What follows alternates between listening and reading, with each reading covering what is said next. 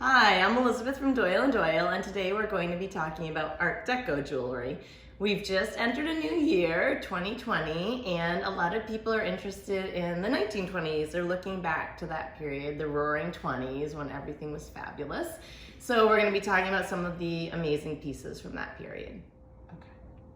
So the Art Deco period began in around 1925, and it was largely a reaction to the end of World War I.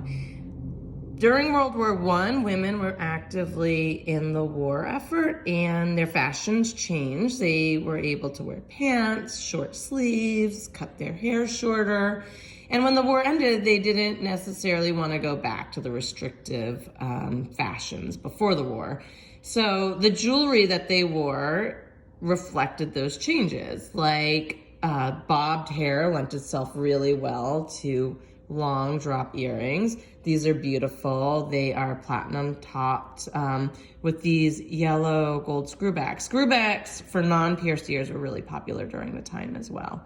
But these long dangly earrings looked great with the fashion of the short haircut and the fashion of the time. Women were wearing shift dresses when they went out dancing at the speakeasies. There was prohibition at the time, so they were at these underground clubs dancing. You can imagine the foxtrot, the Charleston, and their fringe.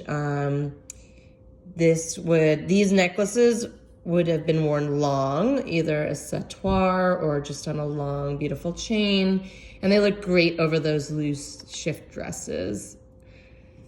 Also, bracelets were really good because now women were able to wear their arms or have their arms bare. So a lot of times you'd see like a whole armful of these beautiful Deco diamond bracelets.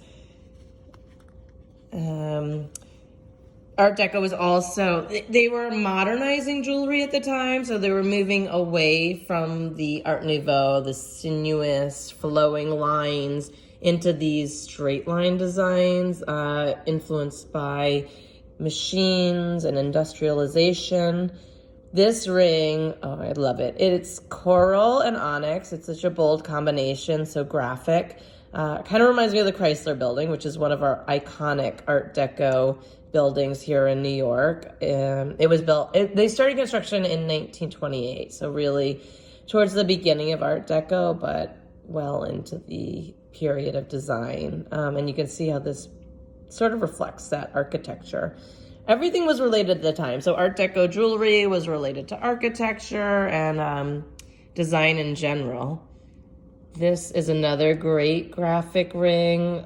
I love the geometry of it, the strong, bold square of jade with the circular old European cut diamond in the center. Then we have the black onyx contrasting with these diamonds, trapezoids. It's great. You also have things like this. This is a little bit more classic. Like it doesn't look so Deco, but you have the combination of these geometric kite shapes on the side and the frame of baguettes, where in earlier times you would have seen probably a frame of round diamonds around the side. And this is platinum. It's a star sapphire. The star shows up under one focused beam of light, so it's beautiful in sunlight or one spotlight. So these are just sort of one category of Art Deco jewelry. There was a lot of different influences at the time.